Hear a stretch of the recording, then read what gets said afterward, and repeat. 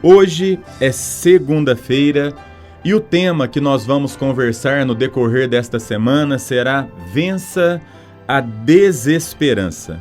O texto da nossa meditação se encontra em Lamentações de Jeremias, capítulo 3, versículo de número 21, que diz assim: Quero trazer à memória o que me pode dar esperança. Quero trazer à memória o que me pode dar esperança.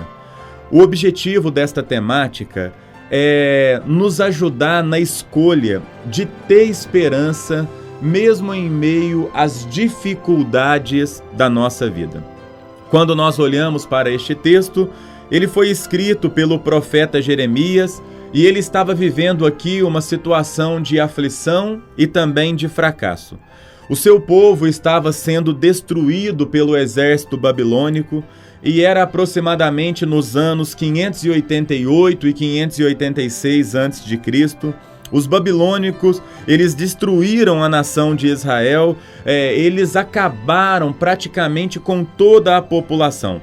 Jerusalém ela foi invadida, os muros foram derrubados, o templo, a casa de Deus foi totalmente saqueada, os príncipes, as pessoas que governavam naquela cidade foram assassinadas. E como se não bastasse tudo isso, o rei Zedequias, ele teve os seus olhos furados e também ele foi colocado em uma prisão perpétua.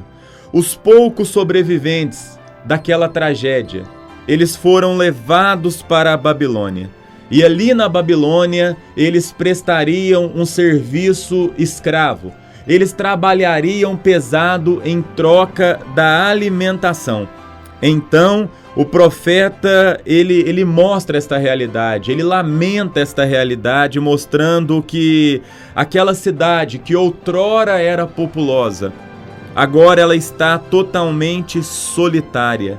Aquela cidade que era uma cidade que atraía os olhares, agora é uma cidade que desvia os olhares.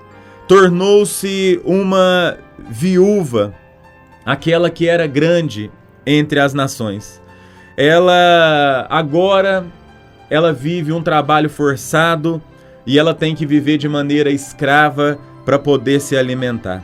E é nesse contexto de ruína, é nesse contexto de destruição, é nesse contexto de desesperança, é nesse contexto, parece que tudo está dizendo que não, as condições são terríveis, e é nesse contexto que Jeremias, ele registra esse texto, que eu quero trazer à memória o que me pode dar esperança. O que me pode dar esperança.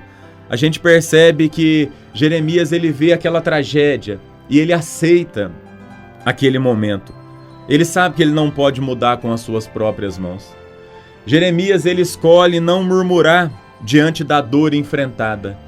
E Jeremias, ele resolve então buscar esperança.